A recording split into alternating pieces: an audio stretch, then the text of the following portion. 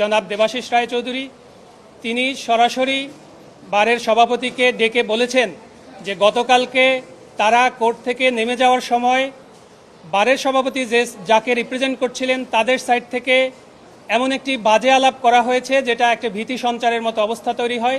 সেখানে স্পষ্ট করে বলা হয়েছে যে এই মামলায় যদি রুল দেয়া হয় তাহলে কোর্টে আর বসতে দিব না। কোর্ট আজকে আদেশ দেওয়ার শুরুতেই এই বিষয়ের অবতারণা করেছেন, যে বিষয়টি আপনারাও লক্ষ্য করেছেন। এরপরে কোর্ট আজকে ডিটেইল তাদের লিখিত অর্ডার সেটি পাস করেছেন এবং অর্ডার পাস করে শুধুমাত্র লুকাস স্ট্যান্ডি গ্রাউন্ডে এই আজকের রিটটি খারিজ করেছেন বলে কোর্ট অভিমত ব্যক্ত করেছেন। আমরা ইতিমধ্যে আমাদের ক্লায়েন্টের সাথে কথা বলেছি।